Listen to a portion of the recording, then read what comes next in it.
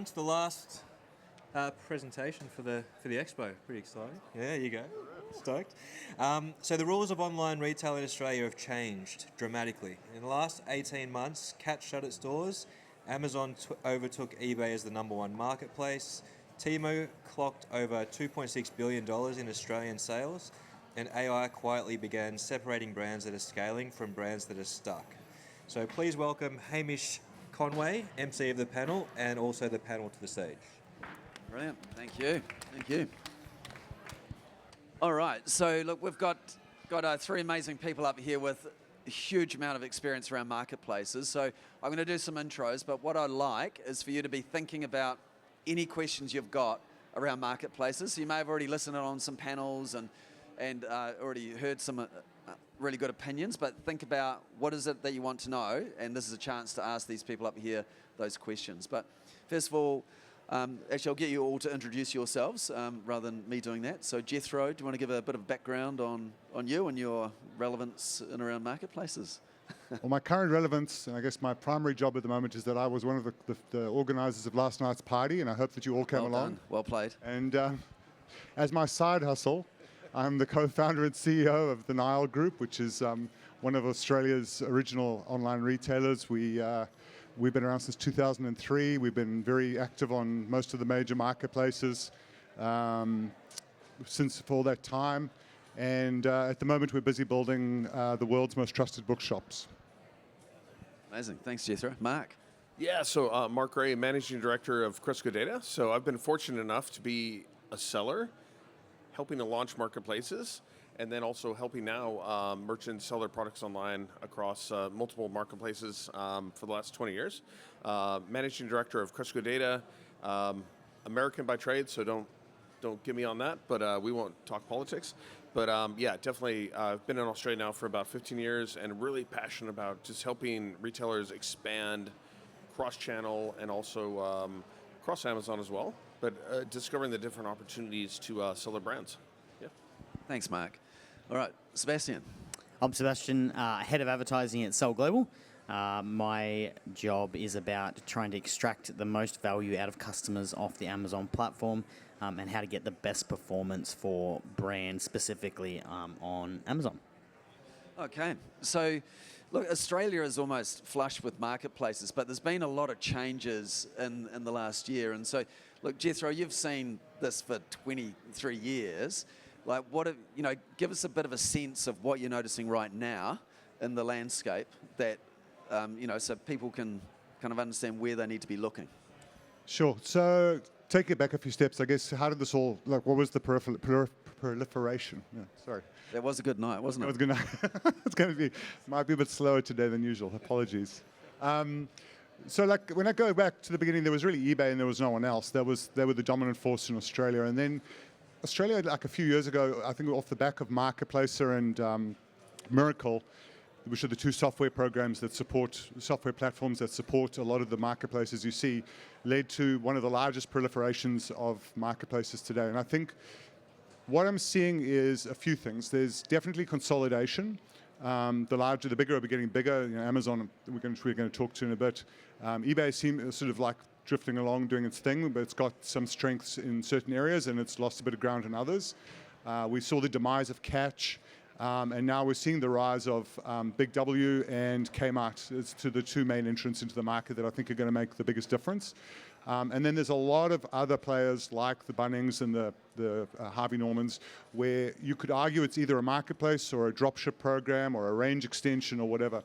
But I think what I'm seeing is that the definition within those companies as to where the marketplace or the 3P opportunity lies is sort of being more clearly defined by the market itself, because in the case of Catch, just to try and play into the middle ground is a bit of a dangerous place. And so you're on the very large side of it, or you're getting quite specialized in terms of what it is that they're offering.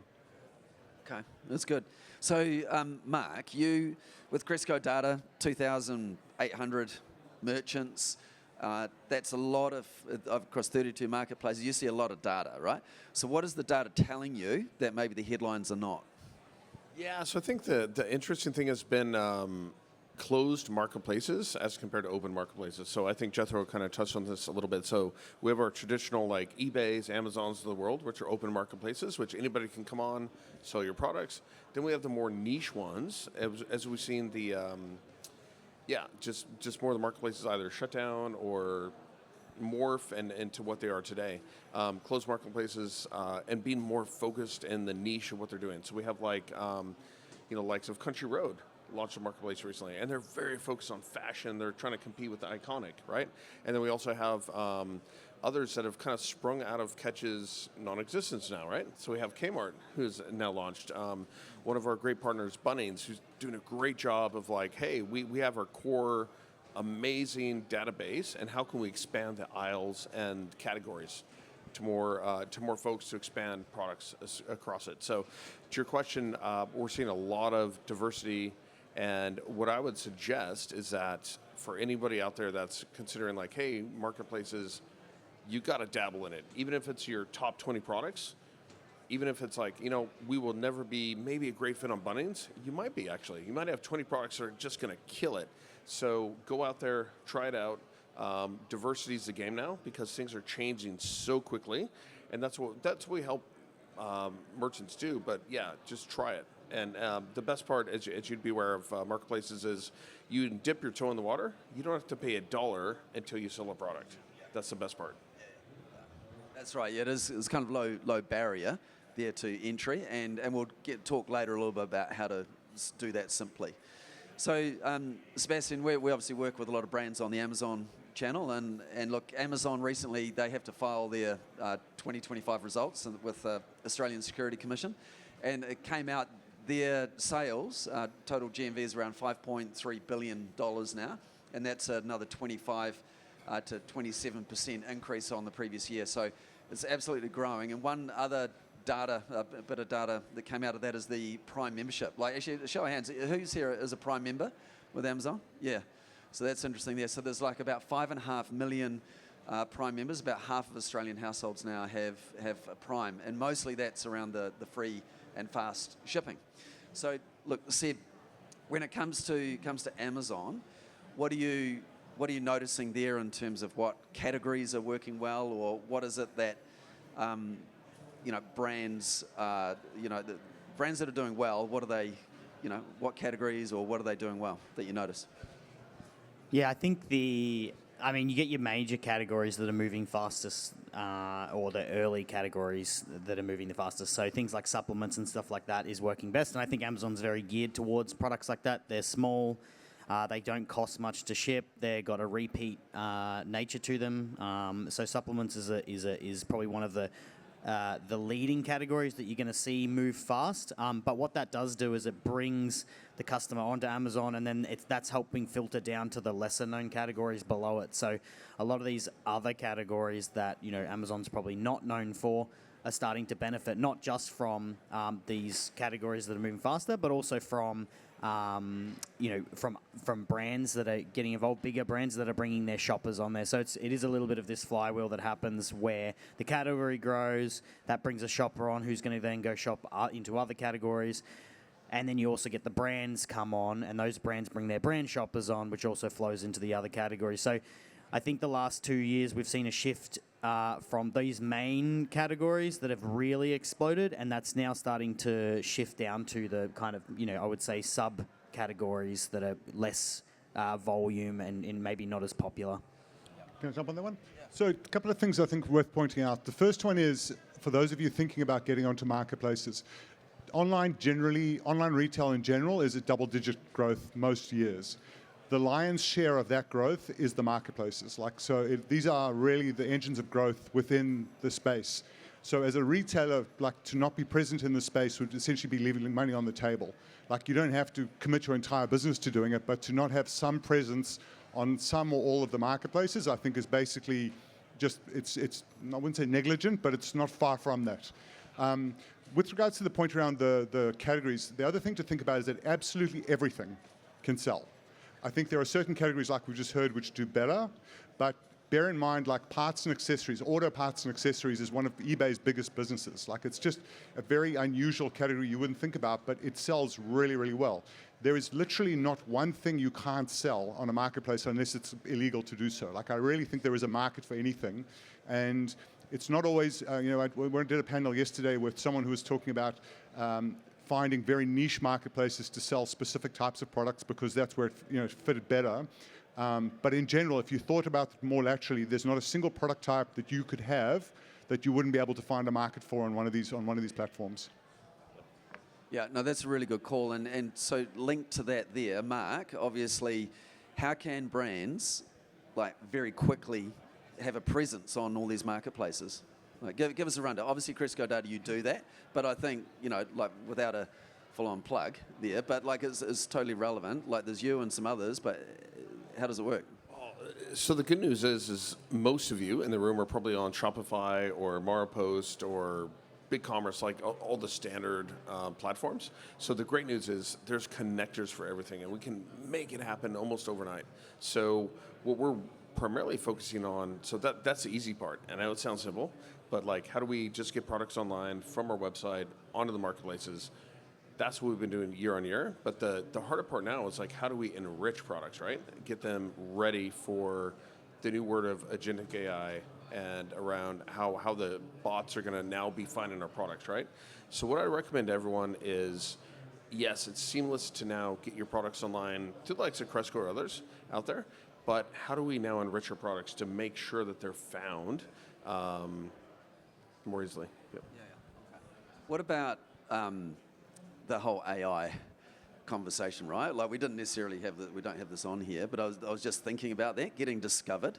And what do you think is going to happen with AI agents and like with marketplace? We talked about this a year ago, and what have you noticed, and is that about to change? It's definitely changing in the background. So it's obviously primarily been driven by China and the US right now, as we'd all be aware, but the agentic AI is now happening in the background, whether we like it or not, it's going to happen. So as much as I'd say be everywhere to everybody as you can be, that's no more relevant than today. So a year ago I'd say, oh, maybe this marketplace is not good for you, maybe it's not a fit. Nope, you got to have your stuff out there because whoever's driving the most traffic, whether it's Amazon, eBay, Temu, or otherwise, if you don't have products on their site, they're being hit every second by bots, shopping bots. And if you're not there, because they're let's be realistic, they're the ones driving the traffic, right? They're the ones spending the money. So if you're not there, you're not going to be found in the future. So I think the future is going to be everywhere you can be, but be cognizant of like, the quality of data that you're putting out there. It's got to be quality. Go ahead. Yeah, sorry, just to add to that. So I think the approach that I would take when it comes to if you're going onto marketplaces is to try and think as broadly as you can. You want to test and learn in as many spaces as you can. You don't necessarily know which of them is going to resonate for your particular product. Using something like this sort of a product would be very helpful because it gives you a one-to-many type opportunity where these guys have already done the integrations into all the different marketplaces, and so then you just do a single integration and then they can then push your data wherever it goes. But I think with some thought put into it, I would have a crack at as many as you can which make logical sense. Like Bunnings is obviously going to have some products that don't make sense to go in there, whereas eBay, you could put anything on it. But getting stuff into those channels and just testing and learning and just be ruthless about it. I mean, like we've gone into a lot of marketplaces which haven't worked and just got rid of them. Like we just stopped it. It just hasn't worked for us. We can't make it work. We move on. But every now and then you stumble into one and you're like, oh my God, this is just like amazing. I remember Catch for us actually was that. We stayed off Catch for years for several reasons, and then eventually we got on, and it was one of the best performing places for us for years. And it was just like, I mean, our stupidity, we should have got on there earlier. But I mean, really, literally, you never know where the gold is going to come from. And to just come back to a point that Mark raised earlier, like there is zero cost. Once your integration piece is done, there is no cost to doing it. You're essentially outsourcing all your marketing to the marketplace who are already bringing the customers to the platform. They're trusted, they take care of the payments, and you only pay a tax. You just pay basically a percentage of your fees for that, which is already structured up front. It's all transparent. So unlike Google or Meta, where you're paying a variable amount that you don't really know what it's going to be, this is a fixed amount. You can build it into your margins. You can build it into your pricing.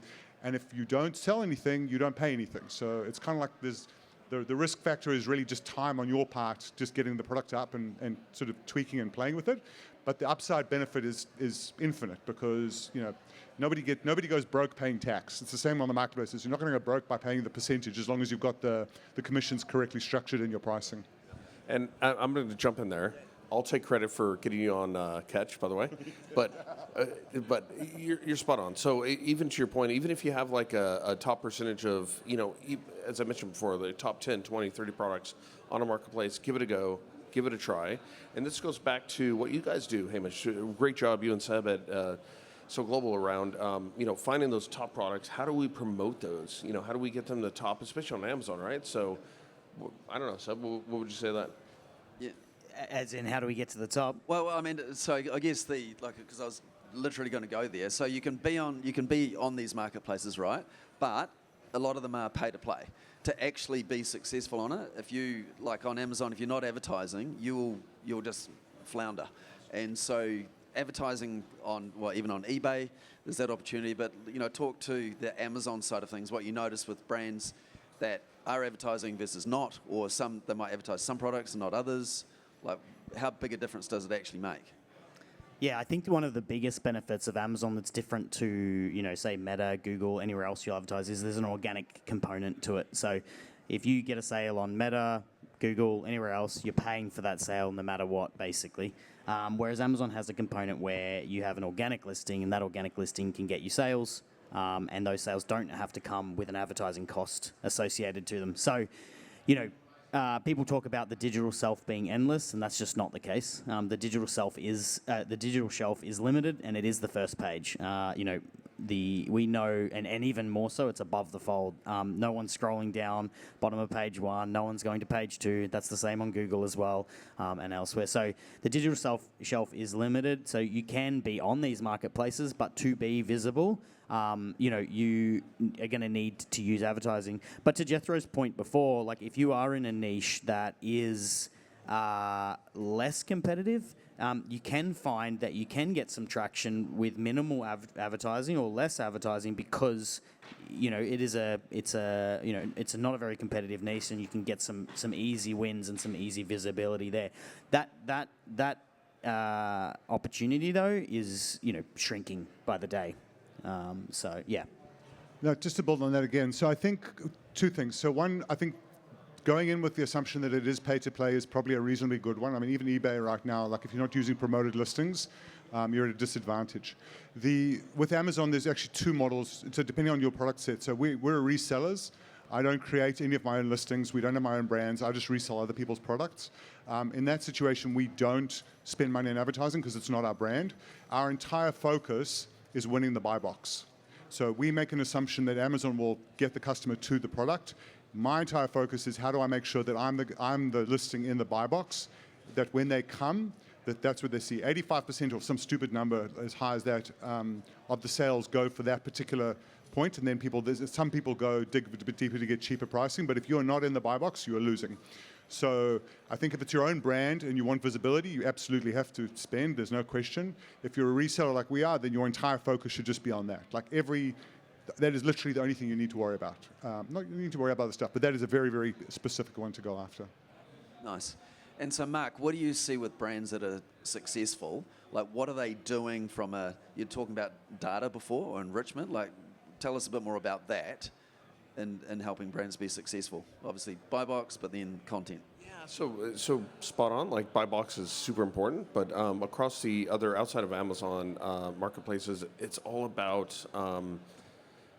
It's not just about price. Everybody's so considerate about price. Of like, oh, we gotta drop our pants. We gotta compete. It's not that. It's about how you present yourself. So I would suggest that it's about, and just as it is with Amazon, is controlling the channel. So there's so many brands out there, because you specifically asked about brands. So brands have so many resellers out there, and ones that they're not aware of, right? That may be reselling the brand. So what I would suggest is control your brand, go onto the marketplaces, because that allows you to control the the messaging that's going out there. When you go on, like, as an example, Big W or another one, you can actually go on and be like, hey, listen, this is our brand, we're selling it now. These other resellers, get them off, and they'll work with you to do that, or at least get the messaging right. Good. All right. So how did, there's a lot of marketplaces. How do people actually choose? So Jethro, should people just look for where is their audience or just have a crack at everything? Like, we've only got so much time and effort and money. Like, how do people kind of filter? Yeah, so I think it comes back to what I was saying before. I think you do need to test and learn, but to your point, like, you've got to do it in a considered fashion. So I would start with the big ones first, just because that's the easiest, and you get the largest ones, the Amazons and the eBays. But just work your way through them. I think there's like between 30 and 60 options within Australia, some of which are very specific to certain industries and the like. I think you just got to start and just experiment and figure out what works, and then incrementally work your way through all the different channels that make sense. I think I'll just answer a future question now, if it's all right. So I have a thesis that basically the way to look at the internet is a big Venn diagram. And you've got Amazon, eBay, Bunnings, all these different players. And there's overlap between all of them. And that overlap is the customer who shops across different places. But each of these marketplaces and each retailer has essentially a core customer who doesn't go anywhere else. And so, for example, we'll take the eBay customer. There is a very solid cohort there who have been on that marketplace for over 20 years. They don't shop anywhere else. Or they may shop other places, but primarily that's their first port of call. If you are not present in that space, you will never see this customer. Easier analogy to sort of understand this is if you think of the search market. Google owns 90% of Australia's search. Bing has 10%. If you advertise on Google, you get to see 90% of the customers. If you're not on Bing, you never ever see the other 10%. So if you take that principle, and it's kind of what you were saying before, Mark, like you just want to be exposed to as many different opportunities to get in front of customers who you otherwise wouldn't be able to see. Because people are very habitual in the way that they shop. All of you, I'm sure, are the same. If I said to you, go and look for X, Y, Z, there will be one or two places you immediately go, and then you start looking beyond that. So I think everybody thinks in that fashion. And you just don't know what a person's habits are going to be. So I think if you want to get the opportunity to get as close to as many of your potential customers out there, you want to be trying to find them in all these different pockets around the internet. Because the way the shopper journey is they will be in some areas, but they will bounce around. And so it might be they come across your website, but then they'll go to a marketplace to see, can I get it at a better price, or what's the shipping time frame on that? So the reality is, it's bouncing both ways. So they might find you on a marketplace, then they'll go to your website and then sign up into your email flows, etc. So it's a holistic thing where it's a rising tide lifts all boats, is what you really got to look at. Cool. So let's get some questions here as well. So I know sometimes you go from listening mode to asking question mode. So have a think about that. Do you want to grab a mic and do a run? So some really smart people here. What questions have you got? Yeah? Yes. Down there.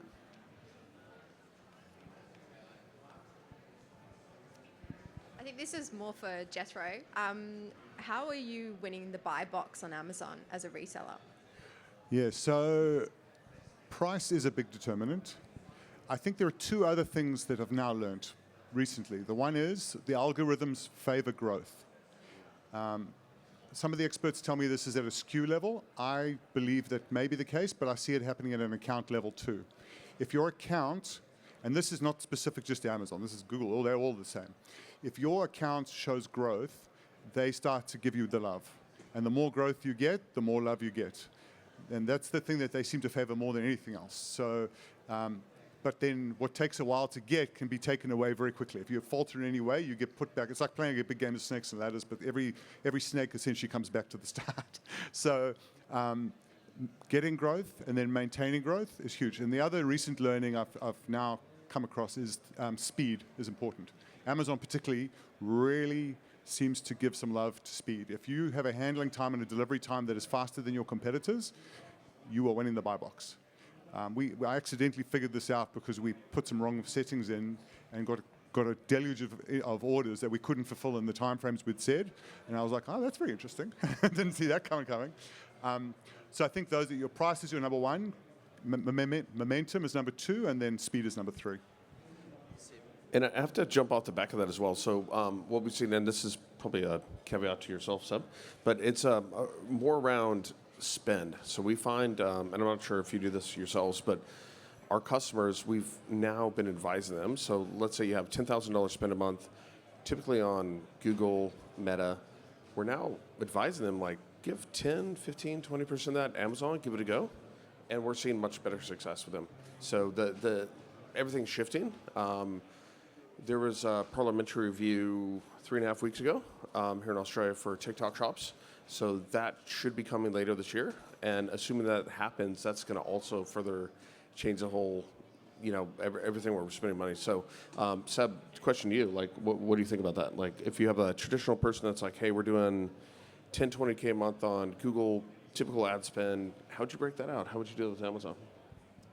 I mean, for me, it's always about where's the lowest cost per acquisition. So where can I find my customers the cheapest? We're an Amazon. I'm an Amazon specialist, but my advice to brands is always find your audience wherever you can find them at the cheapest cost, because that's where you want to buy them. But anyway, that kind of is deviating a little bit from your questions. But I'd touch a little bit on the buy box piece as well. The Amazon actually, well, particularly for Amazon, they do actually give you a definition around what it is, and it does come to it has definitely a bunch of those factors, and there's actually a seller score as well. So the seller or whoever's fulfilling that piece, they have a score, and so if you're like constantly late with your deliveries and you don't do good returns and all these things, you'll not gain the buy box even if you're the cheapest price and you've got the most competitive offering, because Amazon, at the end of the day, they want the best experience for their customer. So they're going to prioritize who they think the buyer is that's going to the seller that's going to do that for their customer. And having your products in the warehouses in FBA is probably a huge factor. Your conversion rate is at least double. And I think this is a mistake some people make, is it's not a mistake, but it's a way to get going. You'll do fulfilled by merchant, but that just does not convert anywhere near as well as the FBA, because people trust that fast delivery. So that's probably price and fulfilled by Amazon is your, some key drivers. What other questions have we got? Where's our mic man? There. Do you think there'll be a day when the wholesaler and, say, we're the retailer, where the wholesaler removes the retailer and then they'll just work off the marketplace, in the sense that we buy from them and then we go to the market? The day is here. Right. It's already happened. Okay. Look, in a lot of our categories, we find we're competing with the supplier. But I'll take it a step further. It goes beyond that. So, manufacturer to consumer, I think, is a business model. So, Temu and Shein is a manufacturer to consumer model, where they act as the middleman in between and take, especially from the factory directly to the consumer. And I thought this was an anomalous. But then I went to a presentation recently where they gave examples of other businesses doing this, and I all of a sudden realized this actually is a model to itself. So if I go back, now really dating myself, to the late 90s, early 2000s, that was what the internet promised. Everybody said it's going to disintermediate everybody, we're going to have factories shipping to consumers, but it took 30 years to get to a point now where that model is taken off. Do I think that will completely eviscerate retail? Absolutely not. The retailer proves to be able to provide a whole lot of convenience to the consumer that they can't get from the factory or wherever. I think what's probably the more likely outcome is the wholesale layers under pressure, I think, which is why they're doing it, because their traditional channels are not working out. So I think what you'll probably end up happening is you'll end up with a reduced wholesaler who looks more like either like a retailer or like a manufacturer. And that particular layer in between will slowly will be under a lot more pressure as time goes by. So, to protect ourselves, or is there any advice so that we can be, viable? Look, I mean, I've gone to them and said, listen, guys, you're competing with us in the same space. What are you doing? And the response is, well, it is what it is. What we tend to do then is just try and find more products. Like, if they're not going to support you, go support someone else. It's a big world. I don't know what your product is, but I'm assuming there must be alternative items that you can get out there. So, what we did was we just put a lot of energy into finding as many alternative products, other brands, and where we can make some money off it, we will, but we're not investing a lot of time and energy in those ones who are essentially trying to compete with us directly. Hey, just is there another question there? Hi, thank you. All these platforms are built on price and speed. Is there another category or is there another aspect that you think has a market, especially due to the recent claims about modern day slavery declaration and ethics and hygiene and opaque shipping lines and whatnot, and recently some contaminants in products? Is there another consideration that goes first before price and say speed? Well, I think trust is probably the biggest one, and that's where marketplaces win. That's why people go there, because they trust it. I know. What else would you? And I think so. Europe just launched. I forget the name of it exactly, but Europe just launched the EU standards for cross-border and standardization across marketplaces. So that's going to roll out, I assume, in the next year or two. It's going to come across here. It's going to be probably New Zealand will pick it up before we do, but it'll be New Zealand, us, rest of the world. And that's a requirement around but Bunnings, to be fair, as a marketplace, has done a good job with the first steps of that, like verifying where products are coming from, who's manufacturing it. You have your label, you have the certification of where the stuff's coming from, and Europe's kind of the first mover in that. But you probably know better than me as a cross-border expert.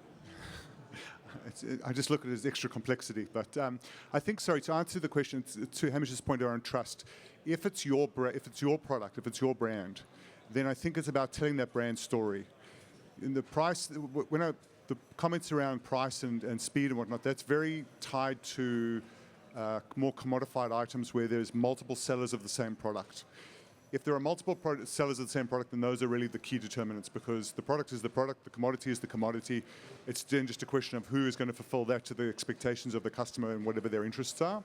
If it's your product and your brand, then you need to be able to tell that story. And if these points of ethical sourcing or whatever it is that is your determining factor, that becomes the determinant that you need to emphasize. And that comes to the discussion around data, which I think we've alluded to, but we haven't really got into it. So I'll just quickly get into that, and then maybe, Mark, you can add some to that. It is really important in the marketplaces to have very good structured data. That means completing attributes, making it very easily visible, highly readable, and providing as many points as you can to surface in search results or whatever it is. But I think you just need to tell your story there in the same way that you would do on your own website, and just think of it as the same messaging. And then, I don't know, so maybe you can talk about how you could actually advertise it to that point. But I think that becomes your differentiating factor, so that when somebody sees your product and they can sort of associate with whatever it is the brand story is about, that then changes the whole thesis, right? It's not about, well, how fast you can get it to me. If really I just love what you're doing and I'm prepared to buy this because I feel that this is important and I'll pay a higher price point. It's all the same sort of branding concepts, but it's just portrayed into a different platform. Thank you. There is plenty of room for premium pricing, and people, to that point, there's lots of examples. This wasn't about pricing. It was just about, say, the origin story, or if someone says this is an Australian-made product, 95% of Australians prefer to buy Australian-made products. So is there potential for this category where you're not thinking about price only or speed only, and it's about maybe the origin or the ethics of that product? Yeah, look, it's pretty much exactly what I just said before. I think it's the same. Just one point I'll make, irrespective of where you trade in the world, if you go and set up in the US or the UK, you will have the highest probability of success if you present as a local seller. Australians do like buying from Australians. Americans do like buying from Americans. Not that they won't buy cross-border. Your conversion rate will always be higher. So in addition to what I said around the brand story and telling it, if you can present yourself as a local option, it will help you. Yeah, I think people are pretty realistic. They know it's not made here. They know it's not made here. Maybe not all of it, but if you can put that story, to your point, behind it, the passion and the story behind it, you're going to have better conversion.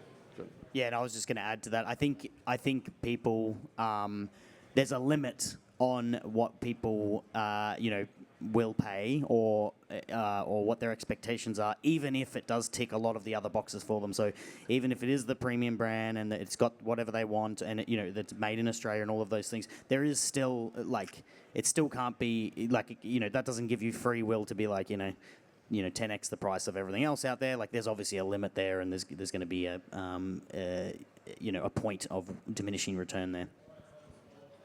Great. We've got one last question at the back here. Hi. So you talk a lot about trust. So when we're selling products and we have individual products, do you believe that the reviews on those products also add to a level of trust, especially within the marketplaces as well? Because I have worked with some marketplaces on review collection in the past. So what are your thoughts on the way that Amazon deals with promoting reviews, and what do you think we should be looking at as a product provider from a review collection perspective? And also, if we've got some NPDs that we're releasing, should we potentially be adding, if we've got smaller products, a sample of that product within the sale of a product to collect a review on that? And how does that work with Amazon? Because I deal with that in more of a global network point of view, but what would you suggest from a trust perspective of reviews? Let me take that one. So there's a few different ways you can tackle that. So if it's global products, generally in Amazon's case, if they share the same barcode, you'll actually inherit a lot of the reviews from international marketplaces. So that can actually be a massive leg up for NPDs and things like that, where you're just inheriting 10,000 reviews straight out of the gate. There's a few other ways that you can do it, including if you've got a bunch of variations like you kind of mentioned, you have them all as standalone listings. Amazon allows you to do things like Amazon Vine program, which allows you to collect reviews on each of the listings. So you can keep them as separate listings, gain reviews on each of them. So let's say you're doing 10 reviews on each of them, and then you combine all the listings together, and then that combines all of your reviews together. So it allows you to, I suppose, speed up the process of getting reviews on a newer product as well. So you can also, depending on what the product is, and if it suits being a variation of another product, you can variate it with another product, and it'll inherit the parent reviews as well. Yeah, so there's a few different ways to tackle it. And that's specifically just in Amazon, because Amazon then own those reviews, correct? Or because that's one of the things that I found with a lot of marketplaces where Amazon own those reviews, so those won't be able to be syndicated across to the brand.com site as proof of concept or anything like that. So it's how do we tackle that if we're putting all of our energy into Amazon, then putting all of our energy into eBay, but there's no syndication of them talking to each other? What would you suggest that we do if we're selling these products everywhere, but we don't have a grouped concept of every review together? Yeah, I mean, it's tricky. I suppose it's one of the downsides of, selling in multiple places. I think that the goal there is to just be doing as much as you can in all three all three platforms that you can to collect them and get it together, because you can't really consolidate it. All of the users are going to be different and probably give you different feedback on depending on who they are. And so I think it is really just a pushing each one as far as you possibly can. Perfect. Thank you. Cool. All right, folks. So look, thank you very much, Mark, Jethro, and Seb. Appreciate that. So hopefully that was useful, and obviously have a chat to these guys afterwards as well. But I think, as we're heading into, the second half of the year, and if you don't have a good marketplace strategy yet, I think you really want it. Now's a good time to do it, so you can really capitalize for Q4. And as, it might get harder to get more traffic, but just be where the shoppers are is really the cue. Let the marketplaces do the heavy lifting for you. All right. Enjoy. Thanks, everyone. Thanks, everyone.